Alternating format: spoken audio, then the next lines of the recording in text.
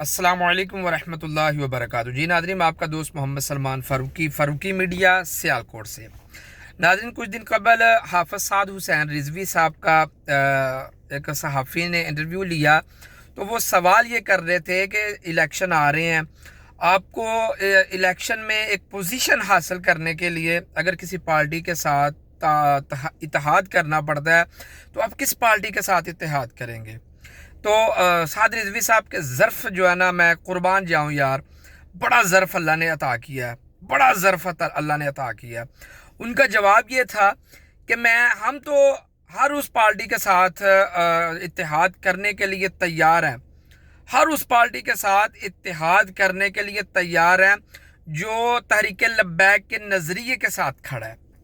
अब तहरीक लब्बैक का नज़रिया क्या है कि हजूर की इज़्ज़त, हजूर की नामूस जो है वो बरकरार रहे। मेरे मुल्क पाकिस्तान में कोई गुस्ताखी ना करे, हजूर की कोई गुस्ताखी ना करे। जो तहरीक लब्बैक का जो नज़रिया है उसके साथ खड़े हो जाए, हम उनके साथ हैं। हत्ता कि बाबा जी रहमतुल्लाह अलैह फरमाया करते थे कि जो ख़त्म नबूवत पर, नबूवत रिसालत पर जो पैरा देगा उसकी जूतियाँ जो है वो हमारे सर का ताज है। वो चाहे इमरान खान हो, चाहे नवाज शरीफ हो, चाहे ज़रदारी हो, कोई भी हो। लेकिन जब सहाफ़ी पूछता है कि आपके पास कोई इत्तेहाद करने के लिए कोई आया भी है, उनके आया, हमने अब जब अपना नज़रिया सामने रखा है, कहते हैं जी ऊपर वाले आका जो है ना वो नाराज़ हो जाते हैं।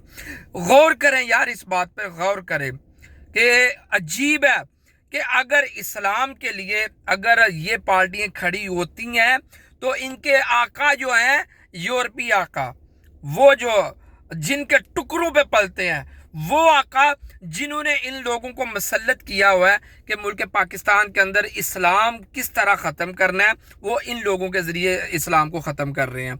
ये वो आका है, ये वो आका है कि जिनके ज़रिए वो इन लोगों के ज़रिए मुल्क पाकिस्तान के अंदर इस्लाम मौलवी नाम को गाली दे रहे हैं, इस्लाम को दहशतगर्द कह रहे हैं। जो इस्लाम पे चलने वाले लोग हैं उनको दहशतगर्द का तस्वुर दिया जाता है ताकि लोग इनके पीछे ना लगे। ये उनके आका है। ये देखें, अब नहीं हमने समझना तो यकीन करें कब समझेंगे, खुदा की कसम वाज़िया तौर पे हमारे सामने है। फिर भी हम इन लोगों के पीछे लगकर हम अपना मुस्तकबिल ख़राब कर रहे हैं, पाकिस्तान का जो निज़ाम है उसको ख़राब कर रहे हैं। अब वक़्त है इंशाअल्लाह ये अगले इलेक्शन में हमने इस्लाम के साथ खड़ा होना है, हमने दीन इस्लाम के ऊपर चलने वालों के साथ खड़ा होना है इंशाअल्लाह।